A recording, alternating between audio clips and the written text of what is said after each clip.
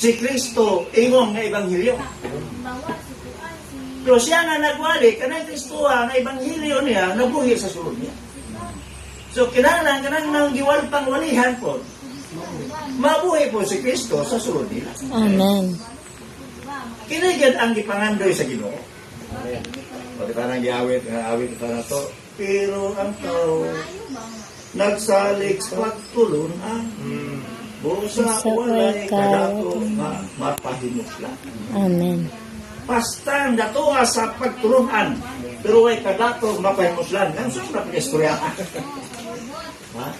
Singgit tayo na may isang singgit nga. May isang dato kayo ang payuli sa Ginoo. Dato kay pagtulunan. Ito na yun ang awit. Ang tao nagsalig sa pagtulunan, way kadato na pahimuslan. Ano po? Ano na? Nagsalig sa pagtulunan, way kadato na pahimuslan. Galutod na lang morning revival balay sinako. Diyan ay matinagdanon tayo nala sa atong pagsukman nga buklet. Nasubo si Brother Lee. Siya nasubo po atong igsuuna. Bisag maayo kasi nagtinagdan ako ilan di kong giatiman. So yun siya. Pero di ko makapanimaho Kristo nila. Ha? Mas ilan ka maayo nagtinagdan. Ha? Siguro sa ihawag manok adlaw-adlaw. Ha? Ipahigda o parang higdaanan. Pagkaman inulag, nasubok ko. Tinagan niya, nasubok ko. Ano man? Wa yun ko makapanimaho o Kristo sa ilang pagkakataon. Ha? Kaya balik pa rin rin. Kung tinagan mo. Ha? Kung sama may mga magtotoo gud may. Kasi ano ko yung kakapanimaho Kristo? Ang mga igsoon, datong ginato ning atong pagpaybulos. Ngayon ta nga kining Kristo mabuhi sa sulod na. Amen. Kaya kanang tanang pagtulungan si Kristo rin po na.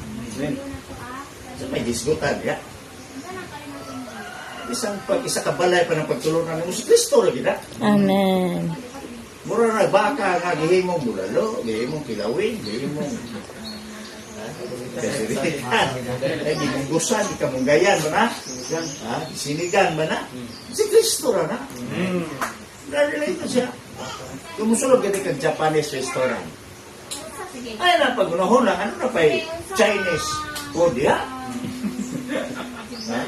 Jadi sunod mga Japanese restaurant, puro gina pagkaon, sapo na diha. Musulod gani ka sa iglesia. Ay na pag-unahon na ugay putahe diri. Si Kristo na ginaa diri. Amen. Amen? Amen. Wala na ini mong pangandoyon diri pahimulo. Si Kristo ra. Kung sa si Kristo mo na atong paglaom sa himaya. Amen. Mo na ang atong manuluwas. Amen. Mo na ang nagtutod sa iglesia.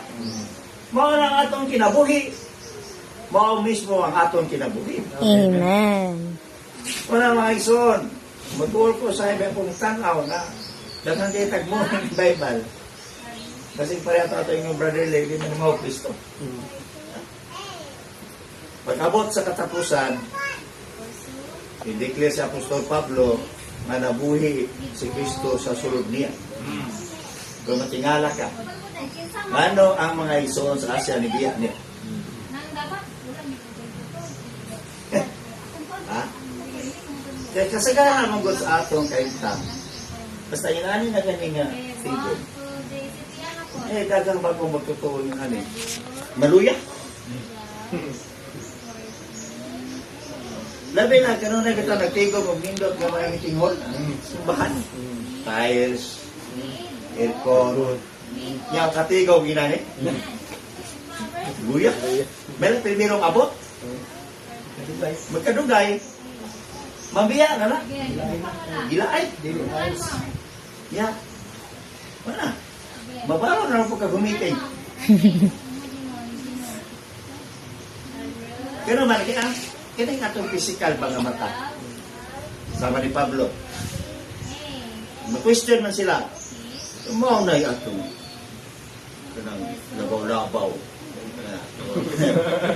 Atong maghahadagad sa Diyos na preso man. Yan, so wala pa sigurong preso. Mga atong kuhan nga. Wa man gani bike na. Tugdar. Anak sa Diyos. Yung checking pa yung background. Abogado mo din siya. Ay, nga nagpanday mo na siya tulda.